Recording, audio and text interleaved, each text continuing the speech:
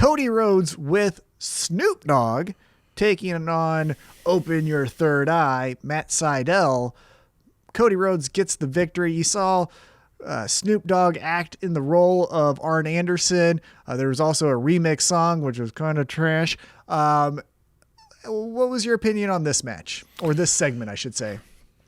I know this is the Mike Tyson segment. I know this is the money. The TNT said, hey, we're putting Snoop on here to do this go big. Like I know that's like a deal, so they got to get it out. The match, first of all, of course, good. I mean, you've got two great in-ring performers there, and all of that was fine.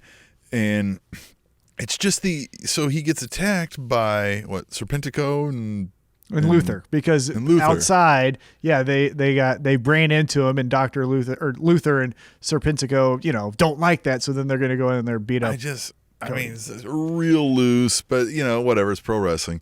And then, it sets up a spot for Snoop Dogg, but man, I really wish we would have practiced a little more with Snoop on this. No, I liked it. That makes you appreciate pro wrestling, right? That not just any asshole can get on the top rope and do a frog splash. I liked it. And I also loved Chris Jericho's comments where he said he looked like a 9-foot spaghetti or 9-foot piece of spaghetti. So it was very funny. And I will say, given what we saw with Mike Tyson, given what we've seen with other celebrities in WWE that, kind of shit the bed, Snoop Dogg in this segment was invested. He was doing the talking behind the laminated sheet. He was walking around. He was trying to pump up the crowd. Yeah. He also, before this, didn't go into business for himself. He was saying, I'm going to play a part in what the story is. He also, before this, I didn't mention it because I didn't have it in my rundown, but he was in a backstage segment with Private Party and Matt Hardy, where he presented juice to Private Party, and then Matt Hardy got Private Party to sign special contracts, which included Cameo, wink, because we still don't like WWE, and I like that. For 30%. That was pretty good. Yeah, I like that.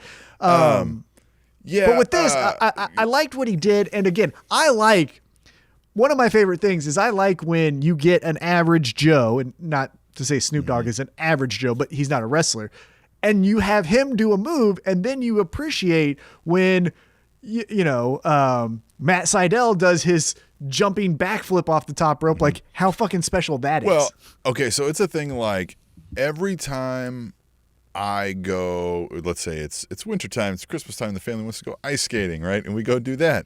I instantly go, holy shit, I'm going to watch ice skating in the Olympics. This shit is hard. It's like one of those things where you're like, oh man, look at all of these grown men who look like solid dudes falling on their ass, this one included right here, things like that, man. Yeah, I agree with you. That was cool.